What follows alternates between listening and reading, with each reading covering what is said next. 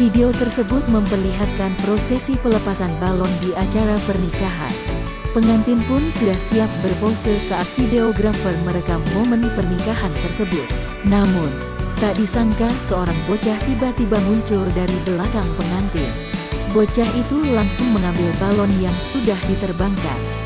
Video viral itu direkam oleh perias pengantin bernama Alantika asal Pati, Jawa Tengah. Peristiwa tersebut terjadi di pernikahan putri yang digelar pada Rabu tanggal 7 April tahun 2021 lalu. Saat dihubungi, Alantika membagikan cerita lengkap di balik unggahannya. Bocah dalam video itu ternyata sudah dinasihati agar berada di belakang pengantin saja. Namun, bocah tersebut tiba-tiba berlari ke depan dan mengambil balon. Menurutnya, orang-orang yang berada di sana terkejut melihat aksi tak terduga bocah itu. Meski begitu, sang pengantin tidak marah pada bocah yang telah merusak momen romantis pernikahan mereka.